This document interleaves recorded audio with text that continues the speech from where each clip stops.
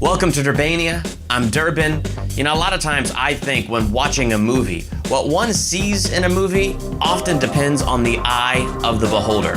And as I watch The Matrix and watch Avatar, I see two different movies painting the same picture. First, The Matrix.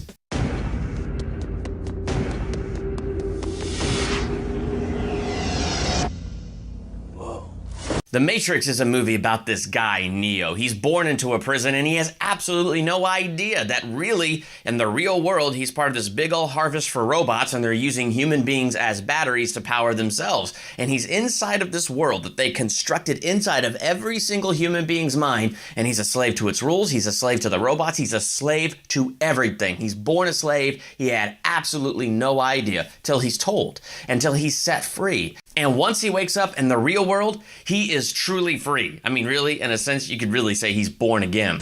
Welcome to the real world. In the moment that he wakes up here in the real world, he is totally free. He's no longer a slave. He's no longer bound by the rules of the Matrix. He is free. But here's the thing. His mind is still stuck on the rules of the old world. I mean, we find out in this movie that he will have the ability to do more than just dodge bullets. We find out in this movie that he will have the ability to freeze them in midair at the end. No.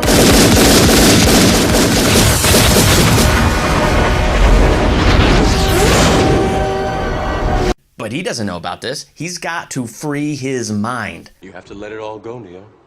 Fear, doubt, and disbelief. Free your mind.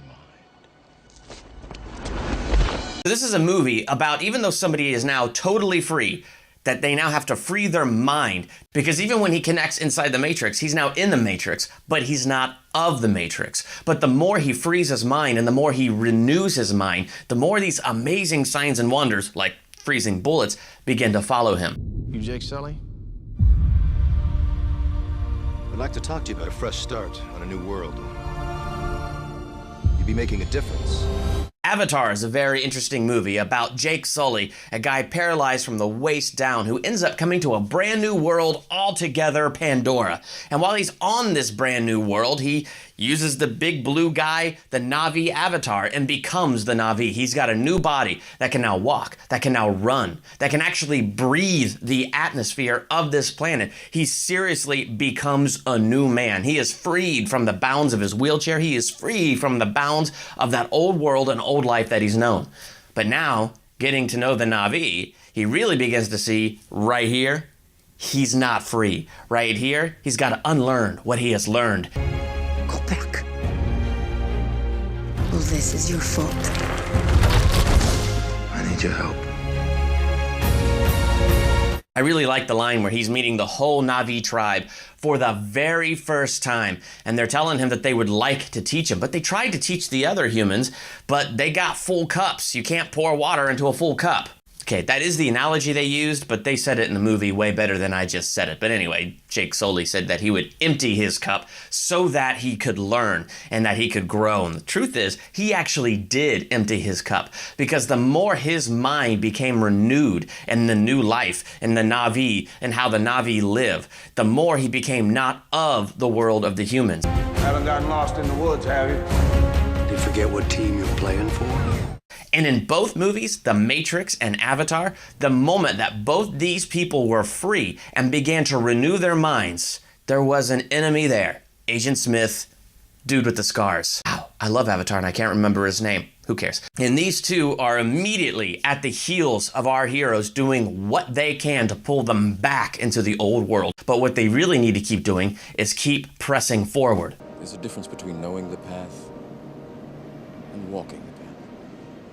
So the reality here of The Matrix and Avatar is they paint the same picture of what being born again actually really is. I know that's kind of become this weird Christianese term, but the whole idea of it is a brand new life, like Neo leaving the Matrix into the real world, like Jake Sully getting into a new body and learning a whole new way of life. It's about everything being made new and the slate being washed clean. But even the moment we start that relationship with Jesus and everything gets made new, and that that exact moment, we are completely free and it's a done deal.